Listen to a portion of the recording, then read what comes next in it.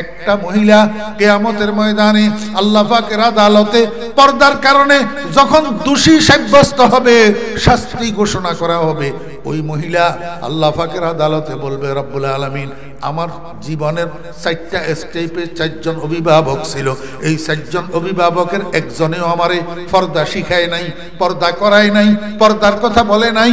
এখন যদি আমি পর্দা লঙ্ঘনের দায়ে শাস্তির উপযুক্ত হই, তাহলে এই 4জনের শাস্তি দেন।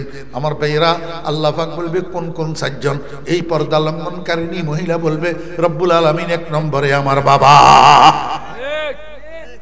1 নম্বরে আমার বাবা। আমার বয়স যখন 10 বছর অতিক্রম হইয়া 12, 13, 14, 15-তে উপনীত হয়েছে, আমি আস্তে আস্তে যখন আমি যৌবনের সিঁড়িতে পাও দিছি, আমার আব্বা কোনোদিন আমারে বোরকার কথা বলে নাই, আমার আব্বা কোনোদিন আমাকে পর্দার কথা বলে নাই, আমার আব্বা কোনোদিন আমাকে পর্দা শিখায় নাই। এরপরে আব্বা মারা গেল, বড় ভাই হলো গার্জিয়ান, বড় ভাই হলো অভিভাবক, বড় ভাইও আমাকে পর্দার কথা বলে নাই, বড় ভাইও আমাকে বোরকা কিনে দেয় নাই। কিছুদিন পরে আমার বিয়ে হইল, এইবার কর্তা হইলেন স্বামী, স্বামীও আমাকে ল্যাংটা উলঙ্গ রাস্তায় ঘুরাইছে, বোরকা কিনে দেয় নাই, বোরকার কথা বলে নাই, পর্দার কথা বলে নাই। এরপরে স্বামী যখন আমার মারা গেল, এইবার আমার কর্তা হইল আমার পেটের সন্তান, আমার পেটের সন্তান আমার ছেলে, ছেলেও কোনোদিন আমারে বোরকার কথা বলে নাই, পর্দার কথা বলে নাই। রব্বুল আলামিন এই 4জনের কারণে আমি আজকে পর্দা লঙ্ঘনকারিণী হয়েছি, পর্দা লঙ্ঘনের অভিযোগে অভিযুক্ত হয়েছি, এদের কারণে আমি শাস্তির পাত্রী হয়েছি।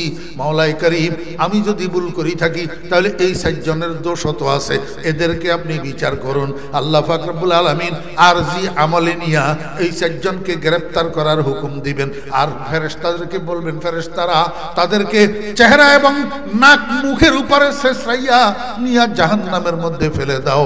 কালু রব্বানা ইন্না আতানা সাদাতানা ওয়া কুবারানা ফাআদাল্লুনাস সাবিলা রব্বানা আতিহিম যিফাইন মিনাল আযাব ওয়ালআনহুম লা'নান কাবীরা।